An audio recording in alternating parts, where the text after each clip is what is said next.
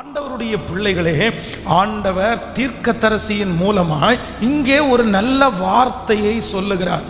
அப்படின்னா, இடிந்து போன அலங்கம் பல பக்கத்திலே கிடக்கிறது, அந்தந்த இடங்களிலே மலைகளாக கற்குவிகளாக இருக்கிறது, எங்கு பார்த்தாலும் சீர் இல்லாமல் இருக்கிறது.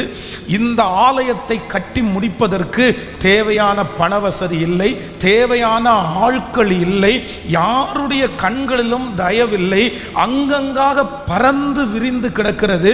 இதற்கு வெளியிலே நிறைய எதிர்ப்புகள் சுற்றி இருக்கிறது. இந்த ஆலயத்தை எப்படி கட்டப் போகிறோம், எப்படி முடிக்க போகிறோம் என்கிற ஒரு எதிர்மறையான எண்ணம் ஓடிக்கொண்டிருக்கும் போது ஆண்டவர் தீர்க்கதரிசியின் மூலமாய் வாக்கு கொடுக்கிறார். நீ உன்னை அற்பமாய் நினைக்கிறாயோ, நீ உன்னை குறைவாய் நினைக்கிறாயோ, செருபாபேலுடைய கை இந்த ஆலயத்திற்கு அஸ்திவாரம் போட்டது, அவன் கைகளே இந்த ஆலயத்தை கட்டி முடிக்கும். ஏனென்றால் செருபாபேலுடைய கையில் இருக்கிற தூக்கு நூலை கர்த்தருடைய கண்கள் சந்தோஷமாய் பார்க்கிறது. இன்றைக்கு இந்த சத்தத்தை கேட்டுக்கொண்டிருக்கிற, இந்த ஆலயத்திற்கு வந்திருக்கிற ஒவ்வொருத்தரிடத்திலையும் ஆண்டவர் வாக்கு கொடுக்கிறார். உன் மூலமாய் துவங்கினதை நான் உன் மூலமாய் செய்து முடிப்பேன் என்று கர்த்தர் வாக்கு கொடுக்கிறார்.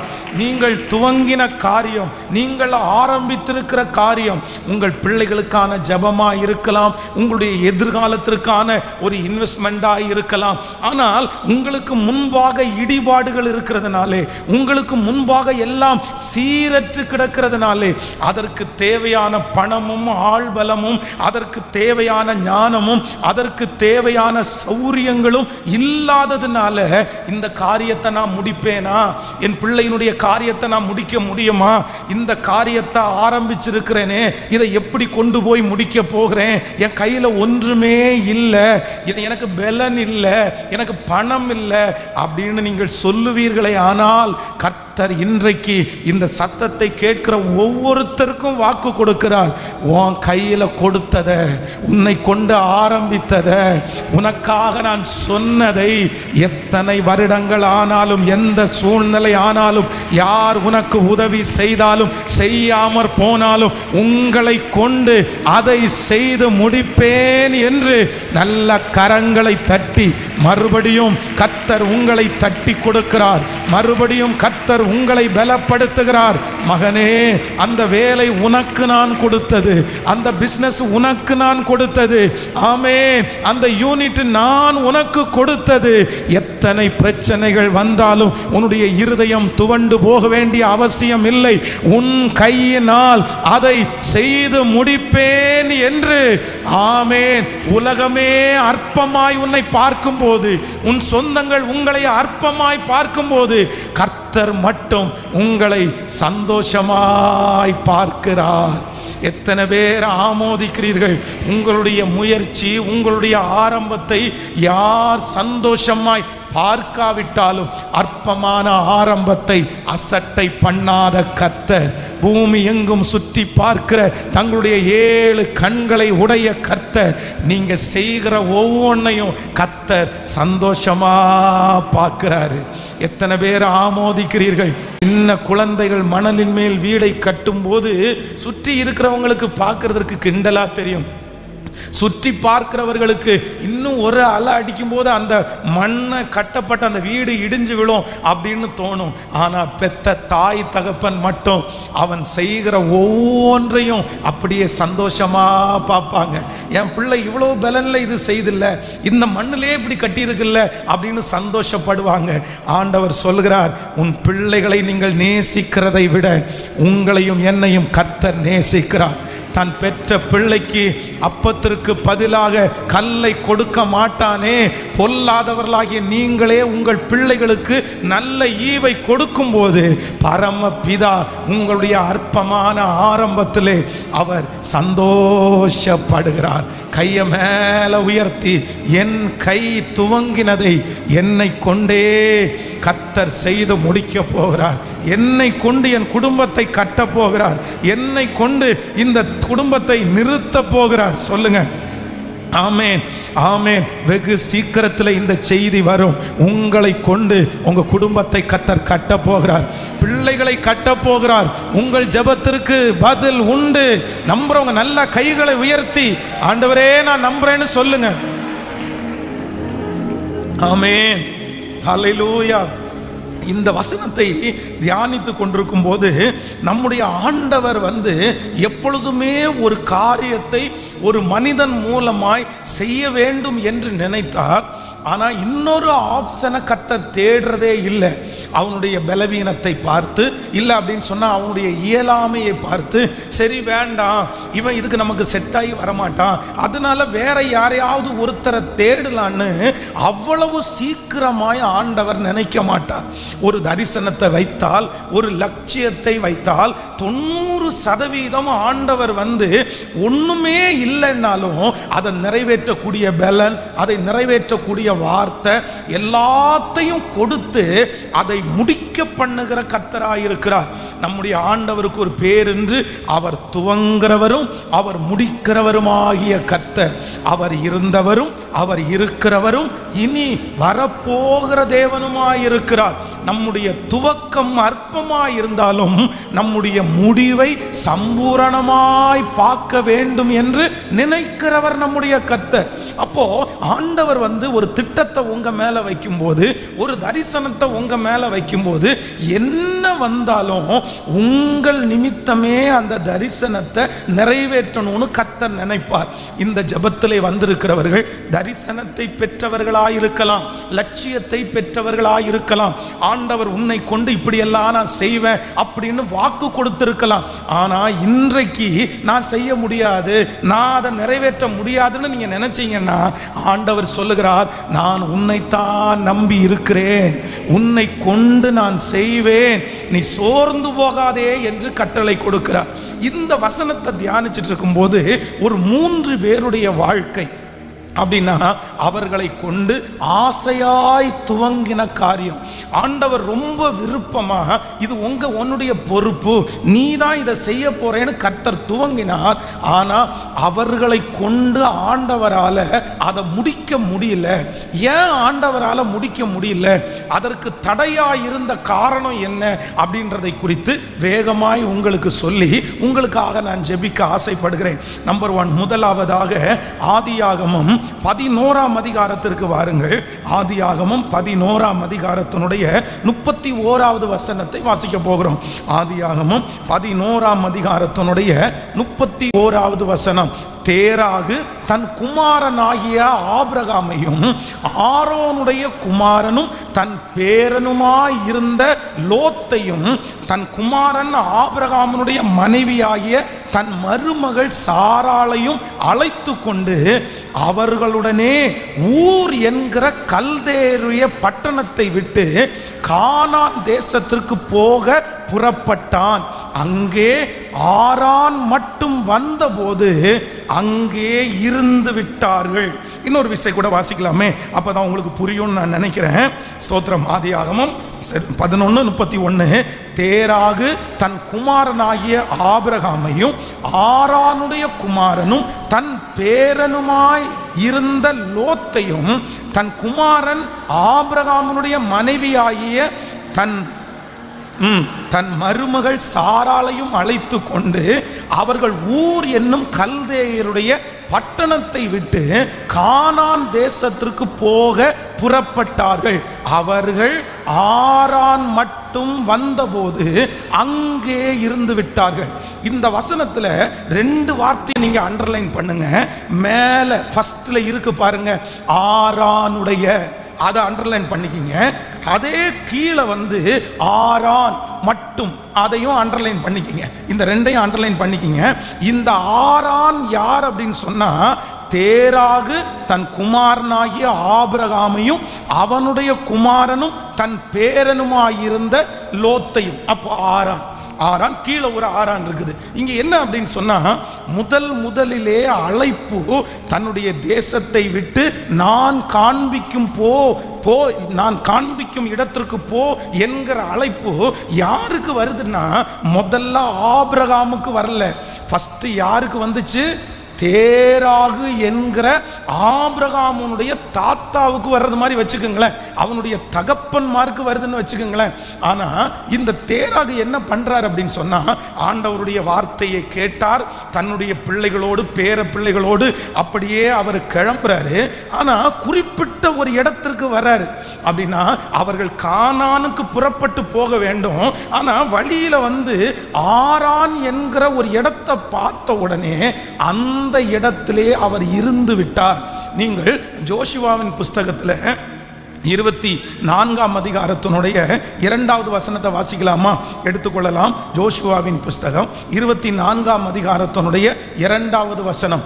அப்பொழுது யோசுவா சகல ஜனங்களையும் நோக்கி, இஸ்ரவேலின் தேவனாகிய கர்த்தர் சொல்லுகிறது என்னவென்றால், பூர்வ காலத்திலே உங்கள் பிதாக்களாகிய ஆபிரகாமுக்கும் நாகோருக்கும் தகப்பனாகிய தேராகு என்பவன் நதிக்கு அப்புறத்திலே குடியிருந்த போது அவர்கள் வேறே தேவர்களை சேவித்தார்கள். இன்னொரு விஷயம், அப்பொழுது யோசுவா சகல ஜனங்களையும் நோக்கி, இஸ்ரவேலின் தேவனாகிய கர்த்தர் சொல்லுகிறது என்னவென்றால், பூர்வத்திலே உங்கள் பிதாக்களாகிய ஆபிரகாமுக்கும் நாகோருக்கும் தகப்பனாகிய தேரேகு என்பவன். அப்போ முதல் அழைப்பு ஆபிரகாமுக்கு அல்ல, யாருக்கு கொடுக்கப்பட்டதுன்னா இந்த தேராகுக்கு கொடுக்கப்பட்டுச்சு.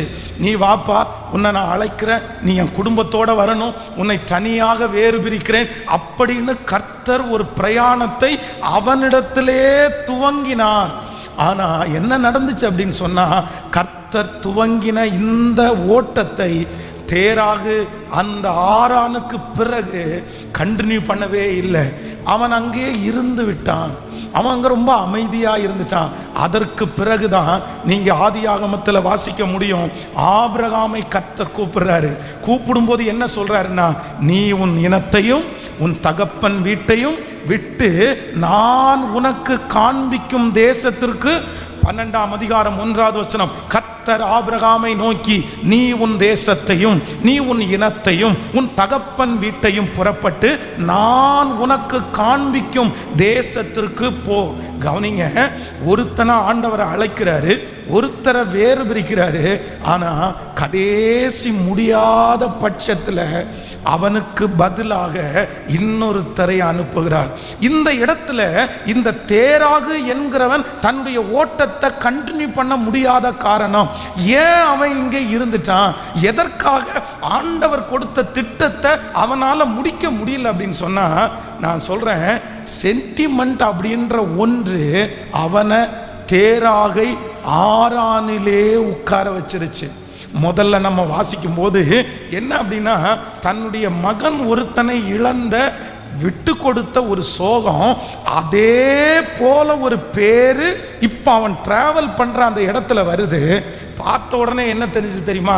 சரி, நம்முடைய பிள்ளைய தான் இழந்துட்டோம், நம்முடைய பிள்ளையினுடைய பேர்ல இருக்கிற இந்த ஊர்லயாவது நம்ம செட்டில் ஆயிடலாமா அப்படின்னு நினைச்சாரோ என்னமோ தெரியல.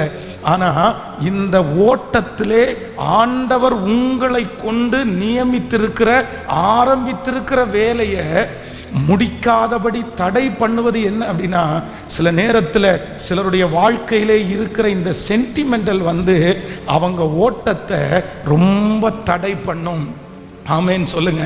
பக்கத்தில் கையை பிடிச்சி சொல்லுங்க, நீங்க ஒரு துவக்கத்தை ஆரம்பித்தால் சென்டிமெண்ட்டுக்கு கீழ்ப்படிஞ்சிங்க அப்படின்னா கண்டிப்பாக உங்களால் ஓட்டத்தை முடிக்க முடியாது. எத்தனை பேரை ஆமோதிக்கிறீங்க? நான் என்ன நம்புறேன் அப்படின்னா, இவன் தன்னுடைய பிள்ளைய குறிச்ச நினைப்பில் இருந்ததுனால தான் இப்போ ஆண்டவர் என்ன சொல்றாரு தெரியுமா? ஆபிரகாமை பார்த்து அவன்கிட்ட தெளிவா சொல்றாரு, எப்பா நீ உன்னுடைய வீட்டை, உன்னுடைய தகப்பன் வீட்டை, உன்னுடைய சொந்த பந்தம் எல்லாத்தையும் விட்டுட்டு நான் உனக்கு காண்பிக்கும் தேசத்திற்கு போ. நிறைய பேர் தங்களுடைய வாழ்க்கையிலே முன்னேறாததற்கு காரணம், சமாதான குறைவுக்கு காரணம், தன்னுடைய குடும்ப வாழ்க்கையை அவங்க ஆரம்பிக்க முடியாததற்கு காரணம் வேற எதுவுமே இல்லை. இந்த பாசோன்ற ஒன்று நிறைய பேரை கட்டி போட்டுருது. கவனிங்க, ரொம்ப கவனமாய் கவனிங்க. ஒரு அண்ணன் தம்பி ரொம்ப நெருக்கமாய் அப்படின்னா ரொம்ப 2 பேரும் அண்ணன் தம்பியினுடைய பாசத்தில் வளர்றாங்க. அக்கா ரொம்ப வயதானவங்க, தம்பி ரொம்ப சின்ன பையன், அதனால தன்னுடைய தம்பிக்கு எல்லாத்தையும் அந்த அக்கா பண்றாங்க. அக்காவுக்கு ஒரு ஆசை, என்ன ஆசை அப்படின்னா தன்னுடைய மகளை அவனுக்கு கல்யாணம் பண்ணி கொடுக்கணும்னு ஆசை. ஆனால் இந்த பையனுக்கு அதில் கொஞ்சம் கூட விருப்பம் இல்லை, அந்த பொண்ணுக்கும் அதில் விருப்பம் இல்லை. ஆனால் என்ன அப்படின்னு சொன்னால் அக்கா துக்கப்பட்டுருவாளே, அக்கா மனசு விட்டுருவாளே, அக்கா என்ன நினைப்பா. அப்போ தன்னுடைய சகோதரிக்காக, சரி வேற ஒன்றுமே இவனுக்கு அந்த அளவுக்கு பிடிக்கலைன்னா கூட தன்னுடைய சகோதரியினுடைய மனசை கஷ்டப்படுத்தக்கூடாது, அந்த பாசத்தின் காரணமாக இது நடந்த சம்பவம். அப்படியே திருமணம் முடிஞ்சிடும். திருமணம் முடிஞ்ச உடனே பார்த்தீங்கன்னா ஒரே வாக்குவாதம், 2 பேருக்குள்ளேயும் சண்டை. இப்போ தன்னுடைய தன்னுடைய சகோதரியினுடைய அந்த மகளை விடவும் முடியாது, கையில் வச்சிருக்கவும் முடியல. அதற்கு பிறகு மன உளைச்சலுக்குள்ளாகி தன்னுடைய குடும்பத்தை பிரிந்து அந்த நபர் தன்னுடைய இளம் வயதிலேயே தற்கொலை செய்து மாள வேண்டிய சூழ்நிலை உண்டானது. சூசைட் பண்ணிட்டார். இது நடந்த சம்பவம். ஏன் அப்படின்னு சொன்னால் சில நேரத்தில் சில பாசத்திற்கு நம்ம ரொம்ப அடிமையாயிட்டோம்னா நான் நம்புகிறேன் உங்கள் ஓட்டத்தை நீங்கள் கடைசி வரையிலும் ஓட முடியாது. சிலதை நம்ம விட்டு தான் ஆகணும், சிலது நம்ம வெளியே வந்து தான் ஆகணும். சில பிள்ளைகளை தனியாக விட்டாதான் அவங்க உருவாக்கப்படுவாங்க. ஆனால் ரொம்ப பாசத்தோட அட்டாச்மெண்ட்டாக அப்படியே எனக்கு வேணும் அப்படின்னு இருந்துட்டீங்கன்னா உங்க எதிர்காலத்தை நீங்களே அழிச்சிடாதீங்க. உங்க நோக்கத்தை நீங்களே மண்ணு போட்டு மூடிடாதீங்க. பக்கத்தில் இருக்கிற கையை பிடிச்சி சொல்லுங்க, நம்ம நிறைய பேர் கோவப்படுறவங்கள விட்டுட்டு போயிடுவோம். ஆனா இந்த சென்டிமெண்டா பேசிட்டாங்கன்னா நம்மளால ஒரு அடி நகர முடியாது. உண்மைதானே? ஹலோ, இங்க உங்களை நிறைய பேரை எதுல பிடிக்கலாம், எதுல அட்டாச் பண்ணலாம் கேட்கல. ஞாயிற்றுக்கிழமை ஆராதனைக்கு வர வேணும், ஏதாவது ஒரு சொந்தக்காரங்க வந்து ஞாயிற்றுக்கிழமை ஒரு ஃபங்க்ஷன் வச்சிருக்கிறேன் வர முடியுமான்னு கேட்டா, ஐயோ நான் வர முடியாது சர்ச்சுக்கு போகணும் அப்படின்னு சொல்லும்போது நம்ம சொல்லிடுவோம். அடுத்த நிமிஷம் சிஸ்டர் நீங்க தான் சிஸ்டர் அந்த புடவை எடுத்து கையில கொடுக்கணும். நான் மனசுல அப்பவே நான் நினைச்சிட்டேன் அந்த பழத்தட்டு ஒன்று உங்க கையில தான் இருக்கணும்னு நான் கற்பனையே பண்ணிட்டேன். நீங்க எனக்கு ரொம்ப முக்கியம் அல்லவா, என் கூட இவ்வளோ நாள் டிராவல் பண்ணிக்கிறீங்கல்ல, இந்த ஒரு வாரம் தானே அட்ஜஸ்ட் பண்ணிக்க சிஸ்டர். நீங்க இல்லாத அந்த இடத்த என்னால் நினைச்சு கூட பார்க்க முடியல. அந்த ஒரு வார்த்தை சொன்னா போதும், சென்டிமெண்டலுக்கு அப்படியே அடிமையாகி, அதெல்லாம் ஒன்றும் பிரச்சனை இல்லை சிஸ்டர், பாஸ்டர்கிட்ட ஒரு ஃபோன் பண்ணி சொன்ன வேலை முடிஞ்சிச்சு, வாங்க போகலாம். அப்போ நிறைய பேருடைய வாழ்க்கை எதுல தான் முடிஞ்சு போயிடுச்சு அப்படின்னு சொன்னா இந்த விஷயத்துல தான். இல்ல, ரொம்ப கவனமா இருங்க. தேராகுக்கு அழைப்பு வந்தது. நம்ம இன்னைக்கு நிறைய பேர் நம்ம வந்து வாக்குத்தத்தம் சொல்லும்போது ஆண்டவர் அவரை குறித்து சொல்லும்போது ஆபிரகாமின் தேவனும் ஈசாக்கின் தேவனும் யாக்கோபின் தேவனும் ஆகிய கர்த்தர் அப்படின்னு நிறைய இடத்துல சொல்றாரு. ஆனா எப்படி சொல்லி இருக்கணும் தெரியுமா? தேராகின் தேவனும் ஆபிரகாமின் தேவனும் ஈசாக்கின் தேவனும் என்று சொல்லி இருக்கிற அந்த பொசிஷனை ஒரு சென்டிமெண்டல் விஷயத்துல இழந்துட்டார்ல தேராகு. இந்த ஜெபத்துல யாருக்காக இந்த வார்த்தை ஆண்டவர் பேசுகிறாருன்னு தெரியல. பாசம் இருக்கணும் பிள்ளைகளே, நம்ம பிள்ளைங்க மேல பாசம் இருக்கணும், நம்முடைய குடும்பத்தின் மேல பாசம் இருக்கணும், நம்முடைய சொந்தக்காரங்க மேல பாசம் இருக்கணும். ஆனா ஆண்டவர் நமக்காக வச்சிருக்கிற லட்சியத்தையே முடிக்கிற அளவிற்கு, உங்க பிள்ளைகளை உருவாக்கவே விடாத அளவிற்கு உங்க பாசம் இருக்குமானா உங்க பிள்ளைகளை கொண்டு கர்த்தர் செய்ய நினைச்சதை அவங்களால என்ன பண்ண முடியாது. கேட்கல. சிலருக்கு பிள்ளைங்களுக்கு எதுவுமே வரக்கூடாது, பிள்ளைங்களுக்கு எதுவுமே நடக்கக்கூடாது, யாரும் திட்டக்கூடாது, எதுலையுமே ஃபெயிலியர் ஆகக்கூடாது. எல்லாத்துலேயும் பிள்ளைங்க எப்படி இருக்கணும் தெரியுமா? சந்தோஷமா இருக்கும். அவன் கண் கலங்கவே கூடாது, அவன் அழவே கூடாது. அழுதா உடனே ஐயோ என் பிள்ளை அழுறான், என் பிள்ளை அழக்கூடாது. என்னப்பா அவனுக்கு பிரச்சனை? வாத்தியார அவனுக்கு பிரச்சனை, நாளைக்கு வரேன் நான் பந்து பார்க்குறேன், அந்த வாத்தியாரே நான் மாற்றி விட்றேன். ஏன் தெரியுமா? பிள்ளை அப்படியே அழக்கூடாதாமா. பிள்ளைக்கு ஏதாவது ஒரு அடி அடிச்சு ஏதாவது தழும்பு இருந்துச்சுன்னா வா போகலாம், உன்னை நான் கொண்டு போய் காமிக்கிறேன். இப்படியா அடிப்பீங்க. அப்போ நான் நம்புறேன் சில நேரத்தில் ஓவர் பாசம் வந்து நம்முடைய பிள்ளைகளை ஆசீர்வாதத்திற்கு நேராக அல்ல எங்க தள்ளும், எங்க தள்ளும்? நரகத்திற்கு நேராய் அவர்களுடைய சாதனை இல்லாதவங்களா தள்ளும். ஒன்று நான் உங்களுக்கு சொல்கிறேன், யார் இருக்கீங்கன்னு தெரில. இப்போ ரொம்ப ஓவராக சில வீட்டில் இருக்கிறது என்ன தெரியுமா? ஒரு வீட்டில் பார்த்தீங்கன்னா அக்கா தம்பி இல்லைன்னா அண்ணன் தம்பி ஒரே சண்டையாக போடுவாங்க. அது அந்த கார்னரில் இருக்கும், இது இந்த கார்னரில் இருக்கும். சொத்து கொடுத்தா கூட அவன் வேண்டாம் எனக்கு, அவ்வளோ இருக்கும். சில வீட்டில் பார்த்தீங்க அப்படின்னு சொன்னால் அவ்வளோ ஒற்றுமை, அத்தனை ஒற்றுமை. நமக்கு நம்முடைய சகோதரனை திட்டும்போது, நம்முடைய சகோதரியை திட்டும்போது நம்மை அறியாமலே இரத்த சம்பந்தமாக நமக்கு ஒரு கோபம். அது நியாயமானது தான், அது ஒன்றும் தப்புன்னு நான் சொல்ல. ஆனால் ஓவராக நம்ம என்ன பண்ணிட முடியாது சொல்லுங்க. உங்கள் பிள்ளைங்க, உங்கள் மகனும் மகளும் ரொம்ப அட்டாச்சாக இருக்காங்க அப்படின்னு சொன்னால் 12th ஸ்டாண்டர்ட் வரைக்கும் ஒத்துக்குங்க. பக்கத்தில் கையை பிடிச்சி சொல்லுங்க, 12ஆம் கிளாஸ் வரைக்கும் நல்ல ஒற்றுமையாக இருந்துடட்டும், நல்ல ஒன்றா இருந்துடட்டும். அதுக்கு அப்புறம் ஒழுங்கா அவன் வேலையை பாடுறா, அந்த பிள்ளைய பார்த்து ஒழுங்கா அவன் வேலையை பாருமா. அண்ணன் தம்பி பாசம் இருக்கட்டும், அக்காவும் தம்பியும் பாசம் இருக்கட்டும், நல்லதுதான், சந்தோஷம்தான். அவனை வாழ விடுவியா விட மாட்டியா? அவளை அந்த பிள்ளைய வாழ விடுவியா விட மாட்டியா? அப்படின்னு நீங்களாகவே அதை என்ன பண்ணணும் அப்படின்னு சொன்னால், இல்லை அப்படின்னு சொன்னால் கல்யாணம் பண்ணி கொடுத்ததற்கு பிறகு அந்த புள்ள அவங்க ஹஸ்பண்ட் வீட்டில் உட்கார்றத விட எங்கே தான் உட்காரணும்னு நினைப்பாங்க. கேட்கல? இந்த பையன் இப்போ திருமணம் ஆனதுக்கு பிற்பாடு ஒரு நிமிஷம் வெயிட் பண்ணு, எதுக்கும் எங்கள் அக்காட்ட கேட்டு செய்யலாமா, எங்கள் அக்காட்ட ஒரு வார்த்தை கேட்டுடலாமா, என் வாழ்க்கையில் எதுனாலும் எங்கள் அக்காட்ட கேட்டு தான் பழக்கம் அப்படின்னு கல்யாணத்திற்கு பிறகு சொன்னா, ஹலோ, இங்கே இருக்கிற பிள்ளைங்க நீங்கள் விடுவீங்களா? உங்கள் அக்காட்ட கேட்கணுமா? உங்கள் அக்காவே கட்டிக்க வேண்டியதானே, உங்கள் அக்கா பின்னாடியே போக வேண்டியதானே. அப்போ எதுக்கு என்ன கல்யாணம் பண்ணீங்க? கல்யாணம் ஆனதுக்கு அப்புறம் அக்கா, ஏன் உங்கள் அக்கா எல்லாத்தையுமே கேட்டு தான் இருக்காளோ? நம்மகிட்ட சண்டை வர்றதுக்கு எவ்வளோ நேரம் ஆகும்? அப்போது ரொம்ப கவனமாக இருக்கணும்.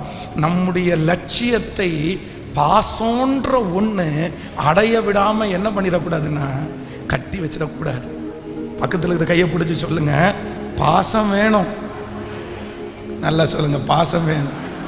ஆனால் ஓவர் பாசம் உங்கள் லட்சியத்தை நிறைவேற்ற விடவே விடாது. இன்னொருத்தரை உருவாக்கவும் முடியாது. அதான் ஊழியத்திற்காக ஆண்டவர் வரும்போது என்ன சொல்கிறார்? தகப்பனையாவது தாயையாவது என் நிமித்தம் விட்டுட்டு வர்றது. சில நேரத்தில் ஊழியத்தில் கூட அப்படிதான். ஐயோ, இது ஊழியத்தில் நான் இருந்ததுனால நடந்ததுனால ஊழியக்காரனுக்கு இந்த வார்த்தை கண்டிப்பாக அவசியமான ஒன்று. ரொம்ப ஓவர் அட்டாச்மெண்ட்டாக பாசமாக இருந்துட்டோம், ஊழியம் அம்போ. ஆமேன். நம்புறீங்களா இல்லையா? ஹல்லேலூயா. இந்த தேராகுக்குத்தான் அழைப்பு வந்தது, அவனைத்தான் ஆண்டவர் முதல்ல அழைத்தார். ஆனால் இந்த பாசோன்ற ஒன்று அப்படியே அவன் கானானுக்கு பிரயாணப்பட வேண்டியவன் ஆரானிலே அவனை உட்கார வைத்தது. ஆமேன் சொல்லுவோம். இது இந்த அப்பாட்ட இருந்தது, இடையில தன்னுடைய மகனுக்கும் டிரான்ஸ்ஃபர் ஆயிடுச்சு. இப்போ என்னன்னா, ஆபிரகாம் அவனுக்கு குழந்தையே பிறக்கல. தன்னுடைய 100வது வயசுல ஒரு குழந்தை பிறந்த உடனே மொத்த பாசம் எங்க போச்சு? கேட்கல? ஈசாக்கு மேல மொத்த பாசமும் போச்சு. உடனே ஆண்டவர் என்ன சொல்றாரு அப்படின்னு சொன்னா, உன் புத்திரனும் உன் ஏகசுதனும் நேசகுமாரனுமாகிய உன்னுடைய குமாரனை எனக்கு என்ன பண்ணு? பலி செலுத்து. ஆனா இவருக்கு உடனே மண்டையில் ஒன்று உதிச்சிருச்சு. அப்பா, எங்க மூத்தவர் ஏற்கனவே இதில் தான் இழந்துட்டாரு. ஆண்டவரே, எனக்கு பாசம் எல்லாம் இருக்குது, ஆனா நீங்க கொடுத்ததை விட உங்க மேலதான் எனக்கு பாசம் அதிகமா இருக்குது. நான் இப்ப நிரூபிச்சு காமிக்கிறேன்றது ஆபிரகாமுக்கு கல்லுகளிலேயும் பிள்ளைகளை உண்டு பண்ண வல்லவராய் இருக்கிறார் என்கிற ஒரு விசுவாசத்துல கர்த்தருக்காக அதை ஒதுக்கி வச்சதுனால இன்றைக்கு விசுவாசிகளின் தகப்பனாக நமக்கு முன்பாக நிற்கிறார். நல்ல கரங்களை தட்டி கர்த்தரை, ஆமென். அம்மா அப்பா எல்லார் மேலையும் பாசம் வைக்கிறதுக்கு கண்டிப்பாக ஒரு லிமிட்டேஷனை, அதுவும் பொட்ட பிள்ளைங்க இருக்காங்களா, பிள்ளைங்க மேலே பாசம் வைக்கிறதுக்குன்னு ஒரு லிமிட்டேஷன் சொல்லுங்க. நிறைய அப்பாங்களுக்கு தான் இதை சொல்லணும், நிறைய அப்பாங்களுக்கு தான் சொல்லணும். அம்மாங்க கூட பரவாயில்ல, விட்டு கொடுத்துருவாங்க ஈஸியாக. ஆனால் இந்த அப்பாங்க ஒரு பொட்ட பிள்ளை வீட்டில் கிடச்சிச்சின்னா அவ்வளோதான். அந்த குழந்தைய தூக்கி, அந்த பொண்ணை தூக்கி வச்சு மடியிலே வச்சு கொஞ்சிட்டு அப்படியே ஊட்டி விட்டுட்டு, காலேஜ் படிக்கிற பிள்ளைக்கு ஊட்டி விடுறது தப்பு இல்லை, ஏதோ ஒரு நாள் ஊட்டி விடுறது தப்பு இல்லை. வருஷத்தில் 365 நாளும் அந்த பிள்ளைக்கு ஊட்டி விட்டீங்கன்னா அப்புறம் நாளைக்கு போய் யார் ஊட்டி விடுறது? நாளைக்கு ஒரு பிரச்சனையோட வரும்போது உடனே என்ன சொல்லிடுறது தெரியுமா? நீ வா மகளே, நான் பார்த்துக்கிறேன். எத்தனை வருஷம் பார்த்துக்குவீங்க? அந்த பிள்ளைக்கு குடும்பம் இல்லை, அந்த பிள்ளைக்கு எதிர்காலம் இல்லை, அவங்களுக்கு குழந்தை குட்டிங்க எதுவும் வரமாட்டாங்க, சாதனை எதுவுமே இல்லை. அப்போது ரொம்ப கவனமாக இருக்கணும், ரொம்ப கவனமாக இருக்கணும். நம்முடைய பாசம் நம்முடைய உயர்வுக்கு தடையாய் மாறிடக்கூடாது. ஆமேன் சொல்லுங்க. நம்பர் 2, இரண்டாவதாக வேதத்தில் இன்னொரு மனுஷனை குறித்து நம்ம வாசிக்க போகிறோம். அப்படின்னா தன்னுடைய வாழ்க்கையிலே துவங்கின காரியத்தை முடிக்க முடியாத ஒரு நபரை குறித்து உபாகமம் 31ஆம் அதிகாரத்தை எடுத்துக்கொள்ளலாம். உபாகமம் 31ஆம் அதிகாரத்தினுடைய 7வது வசனத்தை நம்ம வாசிக்க போகிறோம். உபாகமம் 31ஆம் அதிகாரம் 7வது வசனம்.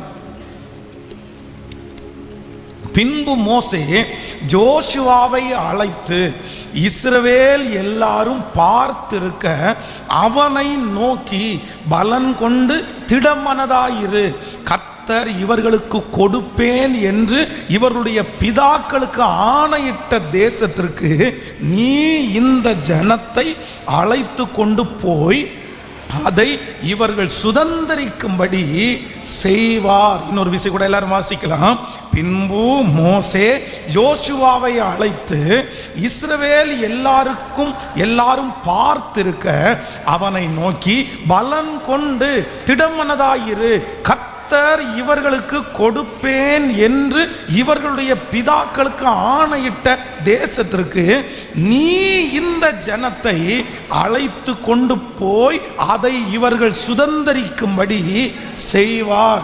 இன்னொரு வசனத்தை வாசிக்கலாம். எண்ணாகமம் 20ஆம் அதிகாரத்தினுடைய 12வது வசனம்.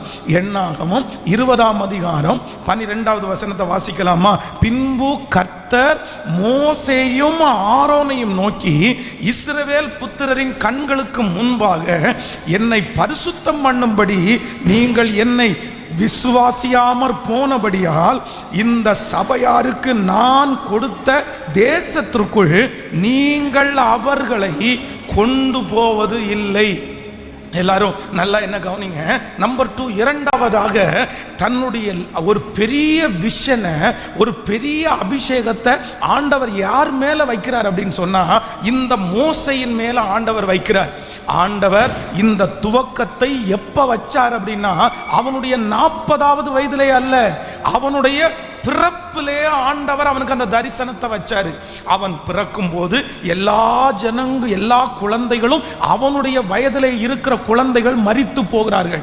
ஆனா கர்த்தர் இவனுக்கு பாதுகாப்பை கொடுத்து, எந்த இடத்திலிருந்து குழந்தையை காப்பாற்றக்கூடாது என்கிற ஆணை புறப்பட்டதோ அதே இடத்துல அவனுக்கு ஒரு பாதுகாப்பை ஆண்டவர் கொடுத்து அவனை வளர்த்தி ஆளாக்கி, இப்ப திரும்ப 40 ஆண்டு அவனை உருவாக்கி ஆண்டவர் அவனை கூப்பிடுறாரு.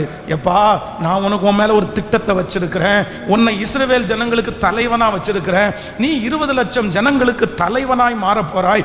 இந்த ஜனங்களை எகிப்தினுடைய அடிமைத்தனத்தின் வீட்டிலிருந்து எடுத்து நீ தான் கானான் தேசத்திற்கு கொண்டு போகணும். நீ உன் கையில நான் துவங்க போறேன். இவன் வேண்டாம், நான் போக மாட்டேன், எனக்கு திக்குவாய் மந்தனாவு எத்தனை சொன்ன போதிலும் வாயை உண்டாக்கினவர் யார்? கர்த்தராகிய நான் அல்லவோ? எல்லாத்தையும் சொல்லி அவனை பூஸ்ட் பண்ணி அவனை திடப்படுத்தி ரொம்ப அழகா கூட்டிட்டு போயிட்டார். ஆனா இப்ப என்ன நடந்துச்சு தெரியுமா?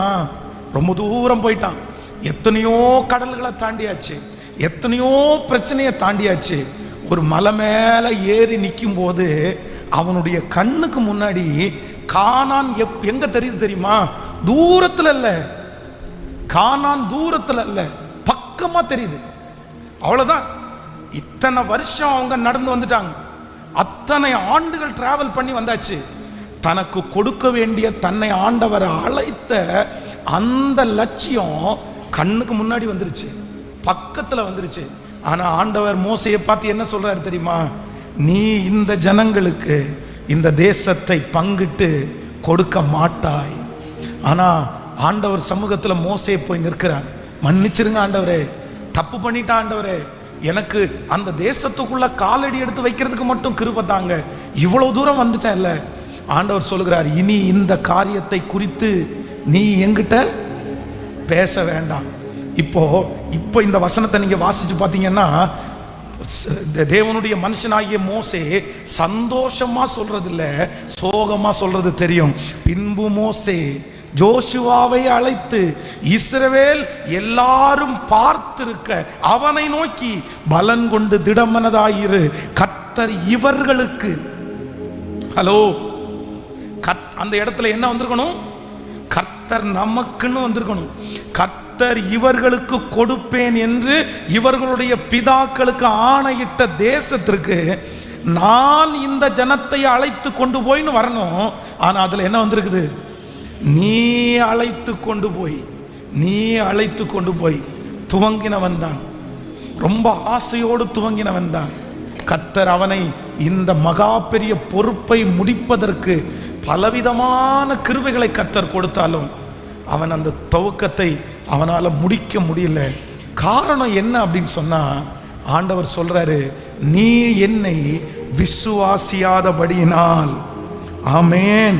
அப்போ நல்லா நினைச்சுக்குங்க, இந்த மோசையை விசுவாசம் நடத்த வேண்டியது, இந்த மோசையை என்ன நடத்துச்சுன்னா அனுபவம்ன்ற ஒன்று அவனை நடத்திருச்சு. அப்படின்னா கண்மலையை பார்த்து முதல்ல கர்த்தர் என்ன சொல்றாரு? கண்மலையை அடிக்க சொன்னாரு. இப்போ அது ஒரு அனுபவம். இரண்டாவதாக கண்மலையை பார்த்து கர்த்தர் பேச சொன்னாரு. இது விசுவாசம். ஹலோ, கவனிங்க. ஃபர்ஸ்ட் கர்த்தர் அவனுக்கு கற்றுக் கொடுத்தது என்னது? அனுபவம். அவனை கண்மலையை பார்த்தா அடி அப்படின்னு சொல்லிட்டாரு. இப்போ கண்மலையை அடிச்ச உடனே தண்ணீர் வந்தது. இப்போ இரண்டாவது கண்மலையை பார்த்து பேசுன்னு சொன்னாரு. ஆனா மோசைக்கு முன்பாக விசுவாசம் இருக்கல. என்ன இருந்துச்சு தெரியுமா? அனுபவம் இருந்துச்சு. பக்கத்தில் இருக்கிற கையை பிடிச்சி சொல்லுங்க, நீங்க விசுவாசத்துல துவங்கின ஓட்டத்தை, நம்பிக்கையில துவங்கின ஓட்டத்தை நீங்க வளர்ந்து, நீங்க சாதிச்சு, நீங்க ஒரு சில ஜெயத்தை கண்டதற்கு பிறகு உங்க அனுபவத்திலேயே கொண்டு போகணும்னு நினைச்சீங்கன்னா, ஆண்டவர் உங்களுக்கு நியமித்திருக்கிற அந்த முடிவை உங்களால பார்க்கவே முடியாது. ஆமென். நம்ம நிறைய பேருக்கு கொஞ்ச காலம் தாண்டின உடனே என்ன வந்துருது தெரியுமா? அனுபவம் வந்துருது. இப்போ கவனிங்க, ஒரு கடன், ஒரு 1 லட்சம் ரூபாய் கடன் வாங்கிட்டீங்க. இப்போ இந்த கடன் வாங்கின அந்த டைம்ல நீங்க ஜெபம் பண்றீங்க. ஜெபம் பண்ண உடனே ஆண்டவர் உங்களுடைய நீதியை பார்த்து ஒரு உதவியை அனுப்பி அந்த கடன் பிரச்சனையை இப்ப முடிக்கிறதுக்கு கர்த்தர் உங்களுக்கு பலன் தந்தாரு. யாரு பலன் தந்தா? சொல்லுங்க. எப்படி பலன் தந்தாரு? உங்களுடைய ஜபத்தை, உங்களுடைய உபவாசத்தை கேட்டு பலன் தந்தாரு. ஆனா உங்களுக்கு 5 வருஷம் தாண்டி அதே போல ஒரு சூழ்நிலை வரும்போது, ஏற்கனவே தான் நான் கடன் வாங்கி திரும்பி கொடுத்துட்டேன் இல்ல, ஒண்ணுல என்ன கூட ஒண்ணுல கிடைச்சிருச்சு இல்ல, இந்த டைம் வந்தா என்ன, நம்ம பார்த்து கொடுத்துடலாம் அப்படின்னு வர்றதற்கு பேரு ஃபெய்த் கிடையாது. அதுக்கு பேர் தான் அனுபவம். எனக்கு தெரியும், நான் பண்ணி இருக்கிறேன், எனக்கு ஏற்கனவே பண்ணி இருக்கிறேன். அதான் எந்த விஷயத்திலையும் நமக்கு நிறைய நேரத்தில் அனுபவம் நமக்கு கை கொடுக்க மாட்டாது. ஆமேன் சொல்லுங்கள். எத்தனை பேர் நம்புறீங்க? உங்க அனுபவத்தில் நீ உலகத்தில் உள்ள மனிதர்கள் சொல்லலாம், ஆனா ஆண்டவருடைய பிள்ளைகள் நம்ம எடுத்து வைக்கிற ஒவ்வொரு காலடியும், ஒவ்வொரு வேலைக்கும் கர்த்தரையே நம்பி நீர் எனக்கு செய்வீர் என்ற விசுவாசத்துல தான் எடுத்து வைக்கணும். பவுல் நட்டாலும் அப்பல்லோ நீர் பாய்ச்சினாலும் விளைய செய்கிறவர் கர்த்தர், நடுகிறவனாலே அல்ல, நீர் பாய்ச்சுகிறவனாலே அல்ல, விளைய செய்கிற தேவனாலே. நல்ல கரங்களை தட்டி, என்னுடைய அனுபவம் அல்ல, என்னுடைய திறமை அல்ல ஆண்டவரே, நான் ஜெயித்தது அல்ல, நான் மரணம் வரைக்கும் எப்படிதான் இருக்கணும்னா விசுவாசத்திலேயே துவங்க வேண்டும். ஹல்லேலூயா. கைகளை எல்லாரும் உயர்த்தி சொல்லுங்க, ஆண்டவரே விசுவாசத்திலேயே நான் அனுபவத்திலே அல்ல, அனுபவத்திலே அல்ல, என்னுடைய தாளந்திலே அல்ல, என்னுடைய முன்புள்ள ஜெயத்திலே அல்ல. ஒவ்வொரு காரியத்தையும் நான் துவங்கும் போது என்னுடைய விசுவாசத்திலேயே, சின்னதா இருந்தாலும் பெரியதா இருந்தாலும் என்னை நடத்துகிறவர் கர்த்தர். இனி என்னுடைய அனுபவம் அல்ல, எனக்கு உங்களை குறித்து விசுவாசம் முன்பாக நிற்கட்டும். அல்லேலூயா. தாவீது யுத்தத்திற்காக போகிறதற்காக கிளம்பி நிற்கும் போது என்ன நடக்குது அப்படின்னு சொன்னா, சவுல் வந்து சொல்றாரு, எப்பா நீ இப்படி வெறுமனையே நீ போகாத, ஒன்று பண்ணு, என்னுடைய ட்ரெஸ்ஸை நீ போட்டுட்டு போ, அது உனக்கு நல்ல அனுபவத்தை கொடுக்கும். நீ அப்படி போனேன்னா ஏதாவது அவன் கல்லை தூக்கி போட்டாலோ ஏதாவது பண்ணினாலோ கொஞ்சமாவது உனக்கு பாதுகாப்பு கிடைக்கும் அப்படின்னு சொல்றாங்க. ஆனா தாவீது என்ன சொல்றாரு தெரியுமா, இந்த உங்களுடைய அனுபவம் எனக்கு ஒத்து வரல, எனக்கு இது போதும். அவன் பட்டயத்தோடும் ஈட்டியோடும் வருகிறான், நானோ அவன் நிந்திக்கிற இஸ்ரவேலின் இராணுவங்களின் தேவனுடைய நாமத்தினால அவனிடத்துல போறேன். ஹல்லேலூயா. நல்லா நினைச்சுக்குங்க ஆண்டவருடைய பிள்ளைகளே, எப்பவுமே சாகிற வரைக்கும் எல்லாத்துலயும் நம்ம எப்படி ஓடணும்னா ஃபெய்த்லயே வாழணும். எப்படி வாழணும்? விசுவாசத்திலேயே. பக்கத்தில் கையை பிடிச்சு சொல்லுங்க, விசுவாசத்தில் வாழ பழகி கொள்ளுங்க, விசுவாசத்தில் பெற்றுக்கொள்வதற்கு கற்றுக்கொள்ளுங்க. எல்லாத்தையும் எதில் செய்யணுமாமா? கேட்கல, நம்புறீங்களா இல்லையா? சில நேரத்தில் அனுபவம் ஒர்க் அவுட்டு கேட்கல, ஆகவே ஆகாது. நம்ம நம்பி இப்படித்தான் அப்படின்னு போவோம், ஒர்க் அவுட்டே ஆகாது. ஃபெய்த்தில் தான் போகணும். நம்ம நிறைய பேர் அப்படின்னு நினைப்போம். நான் ஒரு டைம் அது படாத பாடுபட்டேனே, வேற ஒன்றும் இல்லை. என்ன அப்படின்னு சொன்னால், ஒரு ரெண்டு காதல் தம்பதியினர் அப்படின்னா, ஒரு பையனும் ஒரு பொண்ணும் 2 பேரும் ரொம்ப காதல் பண்ணுறாங்க. அவங்க 2 பேரும் ஒத்தே வராது அப்படின்னு அவங்க பேரண்ட்ஸ் வந்து என்கிட்ட வந்து இந்த மாதிரி ஒரு கவுன்சிலிங் கொடுங்கன்னு கூட்டிகிட்டு வந்தாங்க. அப்போ நான் என்ன நினச்சேன் அப்படின்னு சொன்னால், சரி கவுன்சிலிங் தானே, அவனை பார்த்து நம்ம வந்து கேட்டால் போதும். என்ன கேட்டால் போதும்னா, எப்பா இந்த வேலையை ஆரம்பித்ததுக்கப்புறம் நீ ஒழுங்காக ஜெபம் பண்ணுறது இல்லைல்ல, ஒழுங்காக ஆண்டவரை தேடுறது இல்லைல்ல, ஆண்டவரை விட்டு உன்னை இந்த காதல் பிரிச்சிச்சு இல்லை, அப்போது எதுக்குப்பா ஆண்டவரை விட்டு பிரிக்கிற, இது அந்தந்த நேரத்துக்கு கர்த்தர் செய்வார் அப்படின்னு மனசில் ஃபிக்ஸ் பண்ணிட்டு போகிறேன். இப்படி அவன்கிட்ட பேசலான்னு. ஏன்னா ஏற்கனவே இப்படி ஒருத்தங்க வந்து எப்படி தான் பேசினேன், அன்னைக்கு இப்படி வந்து பேசுறது மாதிரி ஆண்டவர் கொஞ்சம் என்ன நடத்தினார். அதனால நீ இந்த மாதிரி செஞ்சதற்கு பிறகு உன் ஆவிக்குரிய வாழ்க்கையெல்லாம் பின்தங்கி போச்சேப்பா, கர்த்தர் உன்னை எவ்வளோ பெரிய நோக்கத்துக்காக அழைச்சிருக்கிறாரு. உடனே அவன் ஒப்பு கொடுத்து மாறி, சரி பாஸ்டர் நான் வந்து கர்த்தருக்காக வாழ்கிறேன், தப்பு தான், எனக்கு ஒரு சின்ன டென்ஷன் ஆயிடுச்சு, நான் அப்படி பண்ணிட்டேன் அப்படின்ட்டான். நான் அந்த அனுபவத்தில் போய் அவங்கள்ட்ட பேசினா, அந்த பிள்ளையும் பையனும் என்ன பார்த்து என்ன கேட்குறாங்க, என்ன சொன்னாங்க தெரியுமா, பாஸ்டர் நாங்கள் 2 பேரும் என்னைக்கு லவ் பண்ண ஆரம்பித்தோமோ அன்னைக்கு தான் ரொம்ப ஜெபம் பண்ணுறோம் நாங்கள். எப்படி எனக்கு அப்படியே ஷாக். அது வரைக்கும் நான் ஜெபம், அந்த பையன் என்ன சொல்கிறான், அது வரைக்கும் இந்த ஃபேமிலி ப்ரேயர்னா என்னென்னு எனக்கு தெரியாது, குடும்ப ஜெபம்னா எனக்கு என்னன்னே தெரியாது. ஆனால் நாங்கள் 2 பேரும் என்னைக்கு நேசிக்க ஆரம்பித்தோமோ அன்னையிலேருந்து இரவு 9:30 மணிக்கு 2 பேரும் ஃபோனில் ஜெபம் பண்ணிட்டு தான் போய் படுப்போம். அவ்வளோதான். அப்போ வந்து நம்ம நிறைய நேரத்தில் அனுபவத்தில் எல்லாம் யாரையும் போய் என்ன பண்ணிட முடியாது, கேட்கல, டீல் பண்ணிட முடியாது. நம்முடைய அனுபவம் ஒர்க் அவுட் ஆகாது. நம்ம என்னதான் இருக்கணும் அப்படின்னு சொன்னா, இன்று எனக்கு தேவையானதை கர்த்தர் தருவீராக. இதுல நான் என்ன பண்ணணும், இதுல நான் என்ன செய்யணும், ஒவ்வொன்றுக்கும் ஆண்டவரை நம்பி, ஒவ்வொன்றுக்கும் ஆண்டவரிடத்துல கேட்டு, ஒவ்வொன்றுக்கும் ஆண்டவரை விசுவாசிச்சு, ஒவ்வொன்றுலையும் ஆண்டவரை முன்னாடி வச்சு நீங்க பண்ணுனீங்கன்னா உங்க கையில கொடுக்கிறத உங்க கையில வெற்றியாய் சாகிற வரைக்கும் நீ முடிப்பீங்க. என் தேவன் என்னை விசுவாசத்திலே நடத்துகிற கர்த்தர். ஹல்லேலூயா.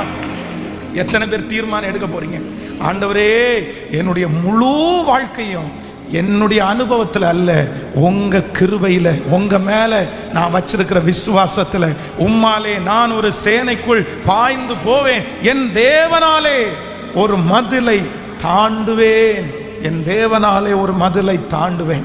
ஆமென் சொல்லுங்கள். ஸோ நம்பர் 3, மூன்றாவதாக தன்னுடைய நியமித்த ஓட்டத்தில் வந்து கடைசி வரைக்கும் ஓட முடியாமல் தடுத்து நிறுத்தப்பட்ட ஒரு மனுஷன்.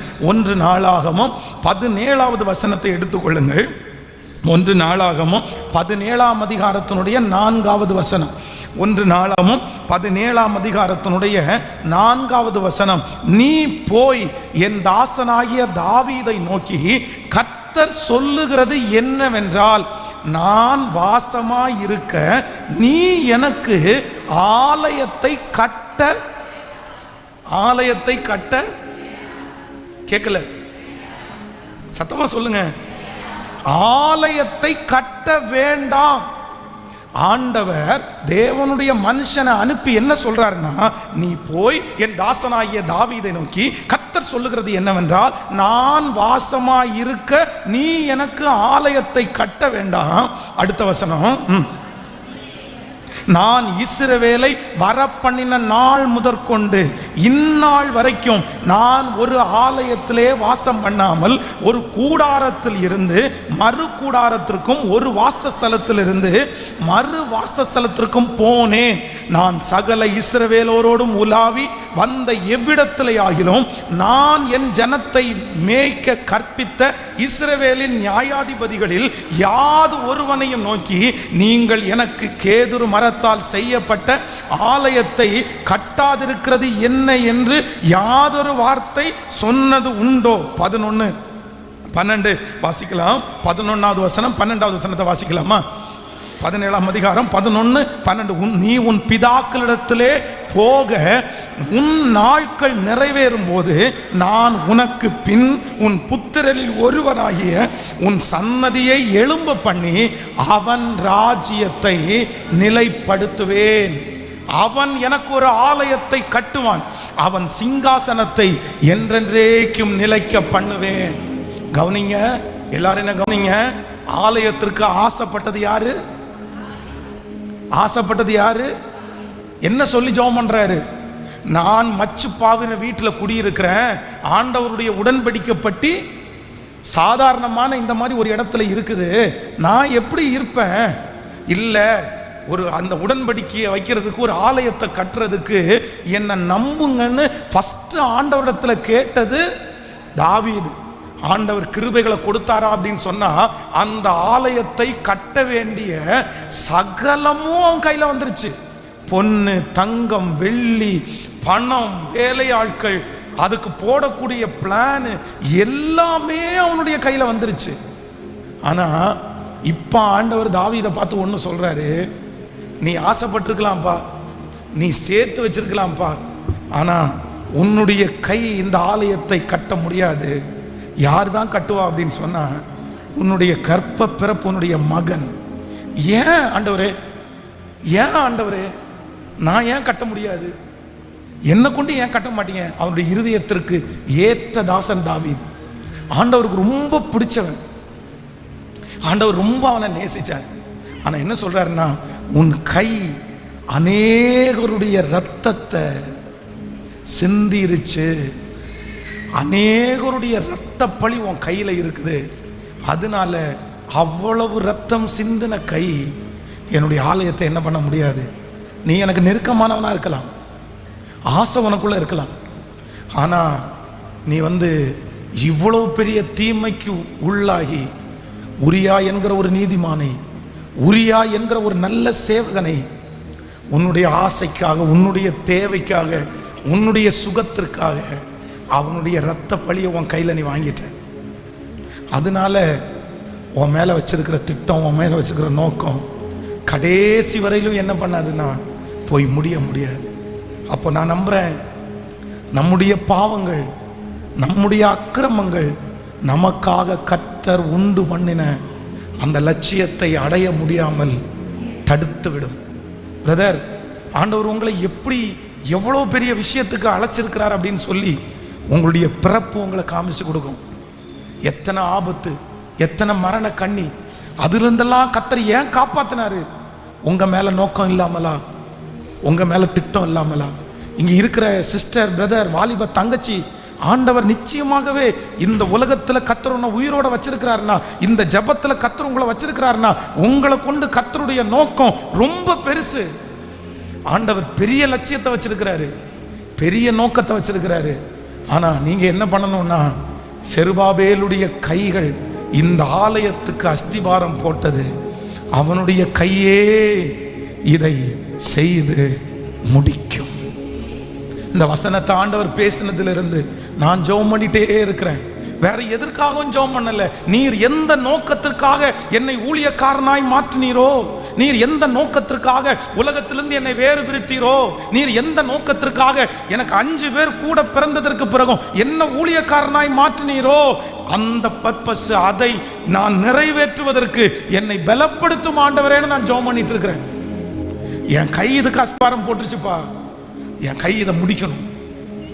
உங்களை உருவாக்குன நோக்கம், உங்களை உருவாக்குன நோக்கம் அவ்வளவு சீக்கிரமாய் ஆண்டவர் எப்பவுமே உங்களுடைய தாளந்துகளை பார்த்து நீ இதுக்கு ஆக மாட்டேன்னு தூக்கி போட்டு இன்னொருத்தரை கத்தர் எடுக்கவே மாட்டாரு. கத்தர் தாளந்து இல்லையா, தாளந்த உங்களுக்கு தருவாரு. பணம் இல்லையா, பணத்தை உங்களுக்கு கத்தர் தருவாரு. ஞானம் இல்லையா, ஞானத்தை கத்தர் உங்களுக்கு தருவாரு. ஆனா உங்க மேல இருக்கிற தரிசனத்தை நீங்க தவற விட்டுறாதீங்க, நீங்க தவற விட்டாதீங்க. இந்த 3 பேரை நம்ம தியானித்தோம். இந்த 3 பேருமே அவங்க தரிசனத்தை யார் தான் இழந்தா சொல்லுங்க? அவங்க தான் இழந்தாங்க. அதான் பெரிய மாளிகையில இருக்கிறவங்க மண்ணுக்காக ஆசைப்பட்டுறக்கூடாது. வாலிப தம்பிகளுக்கும் தங்கச்சிகளுக்கும் ரொம்ப ஒரு முக்கியமான அறிவிப்பு கொடுக்குறேன். ஆண்டவர் உன்னை எங்கேயோ வைக்கணும்ப்பா, ஆண்டவர் உங்க என்ன எங்கேயோ உங்களை வைக்கணுமா. ஆனா வெறும் மண்ணுக்காக, வெறும் மண்ணுக்காக மாணிக்கத்தை இழந்துடாதீங்க. இன்றைக்கு இந்த ஆராதனை வேளையில் எல்லாரும் ஆண்டவரிடத்தில் கேட்க போகிறோம், ஒரு கிருபை மட்டும் கொடுங்க ஆண்டவரே, என்னை எதற்காக ஆரம்பிக்க பண்ணினீரோ, என்னுடைய ஓட்டம் எதற்காக ஆரம்பிக்கப்பட்டதோ. இப்போ நீங்கள் வாசிங்கன்னா அந்த வசனம் புரியும். சகரியா 4ஆம் அதிகாரம் 8வது வசனத்திலிருந்து வாசிப்பீர்களே ஆனால், சகரியா 4ஆம் அதிகாரம் 8வது, பின்னும் கர்த்தருடைய வார்த்தை எனக்கு உண்டாகி அவர் செருபாபேலின் கைகள் இந்த ஆலயத்திற்கு அஸ்திவாரம் போட்டது, அவன் கைகளே இதை முடித்து தீர்க்கும், அதனால் சேனைகளின் கர்த்தர் என்னை உங்களிடத்திற்கு அனுப்பினார் என்று அறிவீர்கள். அப்பதான் அந்த வசனத்தினுடைய தொடக்கம்தான் என்ன அப்படின்னு சொன்னா, பெரிய பர்வதமே நீ எம்மாத்திரம் செருபாபேலுக்கு முன்பாக சமபூமி. ஹல்லேலூயா. இன்னைக்கு 3 காரியத்தை தியானித்தோம். சொல்லுங்க பார்க்கலாம். நம்பர் 1, முதலாவது பக்கத்தில் கையை பிடிச்சி சொல்லுங்க, பாசம். சொல்லுங்க, எல்லாரும் சொல்லுங்க, பாசம். உங்க மேல இருக்கிற விஷனை நிறைவேற்றாம தடுத்துறக்கூடாது, தடுத்துறக்கூடாது, தடுத்துறக்கூடாது. வெளியூரில் படிக்க போனா படிச்சு முடிச்சுட்டு தான் கேட்கல, அவ்வளோதான். பாசம் அப்படியே இழுத்துறக்கூடாது. நம்பர் 2, ரெண்டாவது சொல்லுங்க, ரெண்டாவது சொல்லுங்க, எது தடுத்துடக்கூடாதுன்னா நம்முடைய அனுபவம் நம்முடைய லட்சியத்தை கேட்கல. எப்பவும் நம்முடைய அனுபவத்திலேயே நம்ம என்ன பண்ண முடியாது. ஒவ்வொன்றுக்கும் கர்த்தர் ஒவ்வொரு விதமான காரியத்தை கற்றுக் கொடுப்பார். அவருடைய அனுபவம் எப்பவும் எப்படி இருக்கும்? புதுசு புதுசாக இருக்கும். தீர்க்கதரிசிய உலகமெல்லாம் பஞ்சம் நடக்கும்போது அவனை போஷிக்கணும்னு முடிவு பண்ணின கர்த்தர் ஒரு ஆற்றை, கேரித் என்கிற ஒரு ஆற்றை காமிச்சு, அதனுடைய கரையில் போய் உட்காந்துக்கோப்பா, இங்கே இருக்கிற தண்ணியை நீ குடிச்சுக்கோ, உனக்கு டெய்லி சாப்பாடு எது கொண்டு வரும்? கேட்கல. காகம் உனக்கு அப்பத்தையும் இறைச்சியும் கொண்டு வரும், நல்லா சாப்பிட்டு இந்த தண்ணீரை குடிச்சுக்கோன்னு சொல்லிட்டார். ஏன்? பஞ்சகாலம் முடிகிற வரைக்கும் அவனை அங்கேயே ஒரு ஷெட்டு போட்டு தங்க வைக்க வேண்டியதானே. திடீர்னு குடிச்சிட்டே இருந்தான், இறைச்சியும் அப்பத்தையும் சாப்பிட்டே இருந்தான். அவ்வளோதான் ஜாலியான வாழ்க்கை. போதுமடா, இப்படியே இருந்துட்டா எப்படின்னு நினச்சானோ தெரில. திடீர்னு ஆற்ற வத்தி போக பண்ணார். என்ன ஆண்டவரே, நீங்கள் தானே கொடுத்தீங்க, இந்த தண்ணீரை குடிச்சிட்டு இறைச்சியையும் அப்பத்தையும் வாங்கி சாப்பிடுனீங்க, தண்ணி இல்லாமல் இருக்குது. உடனே சொல்கிற, நீ எழுந்து எங்கே போ, சாரி பாத்துக்கு போ, அங்கே உன்னை போஷிக்கிறதுக்கு யாரை கட்டளையிடுவேன்? அதுவும் அங்கே இருக்கிற அம்மா வந்து, என்னம்மா விறகு புறக்கிட்டியான்னு கேட்டா, ஆமாம், கடைசியாக ஒரே ஒரு அடை மட்டும் இருக்குது, லாஸ்ட்டாக தின்னுட்டு சாகிறதுக்கு, அதை சுடுறதுக்கு 2 விறகு புறக்கிறதுக்கு நான் வந்தேன். உடனே இவர் என்ன சொல்கிறாருன்னா, சரி முதல்ல சுடுற அடைய இங்கே கொண்டு வா, அவ்வளோதான் அங்கே. அதனால கர்த்தர் ஒவ்வொரு சூழ்நிலையிலையும் ஒவ்வொரு பிரச்சனையிலையும் ஒவ்வொரு விசுவாசத்தை உங்களுக்குள்ள ஊட்டிகிட்டே இருப்பார். சிலதை இதில் தான் ஜெயிக்க முடியும், சிலதை இதில் தான் ஜெயிக்க முடியும். அப்போது அனுபவத்தை வச்சு நம்ம ஓட முடியாது, விசுவாசத்தை வச்சு தான் ஓட முடியும். இன்னொருத்தர் நல்லா இருக்கிறாங்கன்றதுக்காக, இன்னொருத்தர் அந்த தப்பு பண்ணி சரியாக இருக்கிறாங்கன்றதுக்காக நமக்கு அது செட் ஆகாது. ஆமேன்னு சொல்லுங்கள். நம்பர் 3, மூன்றாவதாக நம்முடைய ஓட்டத்தை எது தடை பண்ணிடக்கூடாது அப்படின்னு சொன்னால், நம்முடைய ரத்தம் சிந்துகிற கை. இந்த கையில் அக்கிரமம் இருந்துடக்கூடாது, அக்கிரமம் இருந்துடக்கூடாது. எத்தனை பேர் ஆமோதிக்கிறீங்க? இப்போ ஆண்டவரிடத்தில் கேட்க போகிறோம், என் கை என்னை கொண்டு ஆரம்பித்ததை என்னை கொண்டு முடிக்க பண்ணுகிற கர்த்தர். எழுப்பி நிற்கலாமா எல்லாருமே?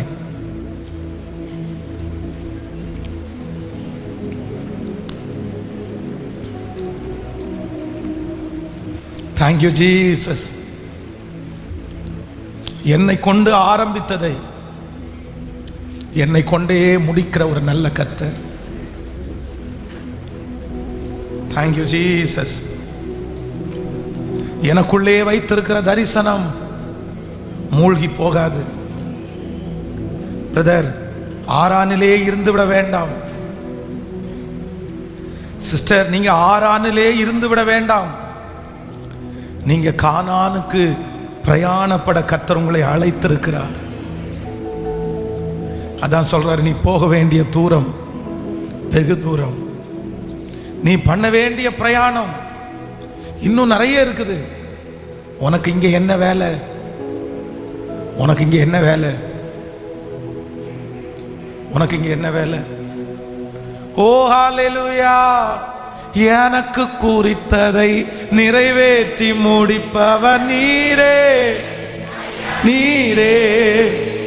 எனக்காக யாவை செய்து முடிப்பவர் நீரே. எனக்கு குறித்ததை நிறைவேற்றி முடிப்பவர் நீரே. ஐயா நீரே, எனக்காக யாவையும் செய்து முடிப்பவர் நீரே. ஐயா நீரே, அப்பா உமக்கு ஸ்தோத்திரம். அப்பா உமக்கு ஸ்தோத்திரம்.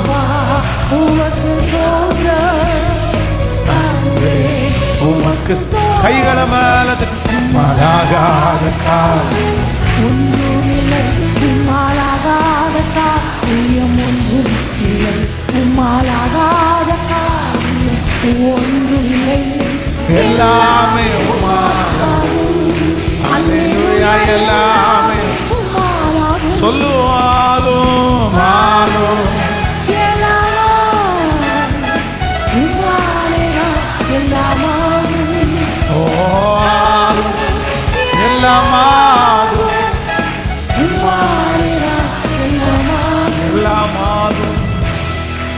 ஆமென். ஹல்லேலூயா. ஆண்டவர் அவ்வளவு சீக்கிரமா நமக்குள்ள ஒரு தரிசனத்தை வைக்க மாட்டார். ஆனா நான் நம்புறேன், இந்த கூட்டத்தில் இந்த சத்தத்தை கேட்கிற நிறைய பேருக்குள்ள ஆண்டவர் ஒரு விஷனை வச்சாரு. ஆனா நீங்க நினைச்சு பாருங்க, நீங்க இவ்வளவுதானா? கர்த்தர் உங்களை கொண்டு செய்ய போகிறது இவ்வளவுதானா? நீங்க இதுக்காக தான் பிறந்தீங்களா? இதுதான் உங்களுடைய வாழ்க்கையில் உள்ள லட்சியமா? இல்ல எங்கேயாவது ஒரு இடத்துல உங்க தரிசனத்தை நீங்க தொலைச்சிட்டீங்களா? எங்கேயாவது ஒரு இடத்துல தொலைச்சிட்டீங்களா? நான் இன்னைக்கு ரொம்ப ஆசைப்படுறேன், ஆண்டவரே, நான் வேற எனக்கு இல்லாத ஒண்ணு நான் செய்ய வேண்டாம். ஆனா என் மேல வச்சிருக்கிறத நான் என்ன பண்ணணும் அப்படின்னா செஞ்சு முடிச்சிடணும். இங்க அது தெரியாது, இங்க நம்ம அதை கண்டுபிடிக்க முடியாது. ஏன்னா துவக்கத்தை காண்பிக்கிற கர்த்தர் சில நேரத்தில் நம்முடைய முடிவை கர்த்தர் காண்பிக்கிறது இல்லை, நம்ம கண்டுபிடிக்க முடியாது சில நேரத்தில். ஆனா பரலோகத்தில் போகும்போது நான் அங்க வெறுங்கையா போய் நின்றக்கூடாது. இல்லை, பரலோகத்தில் நீங்க போய் நிற்கும் போது இந்த பக்கத்தில் ஒரு கிரீடம், இந்த பக்கத்தில் ஒரு கிரீடம், இது முத்துக்களே இல்லாம இருக்குது, இது முத்துக்களால ஜொலித்து இருக்குது. அப்போ அங்க போய் ஆண்டவர் காமிக்கிறாரு, உனக்குள்ளது எது பாரு, உனக்குள்ளது எது எடுத்துக்கோ அப்படின்னு சொல்லும்போது, ஆண்டவரே இதுவா இதுவா, அப்ப நான் என்ன நம்புறேன் அப்படின்னு சொன்னா, டேய் உனக்கு என்னென்ன நான் உன் மேல வச்சேனோ, உன்னை கொண்டு நான் உருவாக்கின திட்டம், இது எல்லாத்தையும் நீ அந்த அந்த அந்த அதை அழகா முடிச்சுட்ட. இதா இந்த கிரீடத்தை நீ வச்சுக்கோன்னு நம்ம தலை மேல அந்த கிரீடம் வைக்கப்படணும். ஒருவேளை அங்க போய் நம்ம உருவாக்கின நோக்கத்தை மறந்து நம்ம ஒண்ணுமே இல்லாம வெறுங்கையா போய் நின்னோம்னா நமக்கு ரொம்ப கஷ்டமாகும். அதான் பக்தன் பாடும்போது ரொம்ப அழகா பாடுறாரு. வேறும் கையாய் பரலோகத்தில் வந்திடேன் இயேசுநாதா, ஆத்துமாதாயம் செய்திடவே ஆசீர் பொழிந்திடுமே. எப்படி போய் நிக்க நின்ற கூடாதாமா? வாலிப தம்பி, உன் மேல ஆண்டவர் வச்சிருக்கிற தரிசனம் என்ன? தங்கச்சி, உன் மேல வச்சிருக்கிற தரிசனம் என்ன? இப்ப தெரியாதுப்பா, ஆனா நீ நிக்க வேண்டிய இடத்துல இன்னொருத்தர் நிற்கும் போது உனக்கு அது ரொம்ப வலிக்கும். உனக்கு ரொம்ப வலிக்கும்.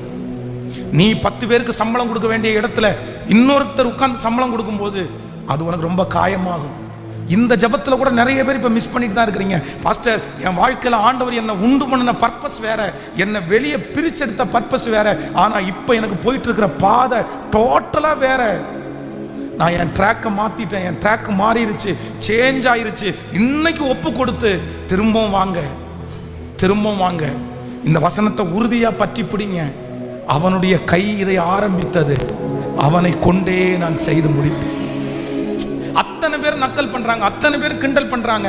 என்ன, அவன் கையில் இருக்கிற தூக்கு நூலை பாருங்க, ஆடிட்டு அவன் கையை பிடிச்சா சிவரிங்கா இருக்குது, அது ஆடிட்டே கிடக்குது, இவனா கட்ட போறான்னு சொல்றாங்க. அப்ப ஆண்டவர் என்ன சொல்றாரு தெரியுமா? அவனுடைய கையில இருக்கிற தூக்கு நூலை நான் சந்தோஷமா பாக்குறேன்ப்பா. நீங்க அருவருப்பா பார்த்தா என்ன, நான் சந்தோஷமா பார்க்கிறேன். அவன் கை ஆரம்பிச்சதை எத்தனை தடை வந்தாலும் அவனை கொண்டே நான் செய்து முடிப்பேன். கவனிங்க, ஆண்டவர் உங்களுக்கு கொடுத்திருக்கிற தரிசனத்தை இன்னொரு தடை வர்றது குறித்து கவலைப்படாதீங்க. நீங்க தடையா இல்லாம இருந்தா போதும். நான் சொல்றது உங்களுக்கு புரியுது இல்ல? உங்களை சுத்தி எத்தனை தடை வந்தாலும் கர்த்தர் பார்த்துக்குவாரு. கர்த்தர் பார்த்துக்குவாரு. ஏன்னா தரிசனம் கொடுத்தது அவர் இல்ல, அவர் நடத்துவாரு. ஆனா நீங்க என்னவா இருந்துடாதீங்க, நீங்க தடையா இருந்துடாதீங்க, நீங்க தடையா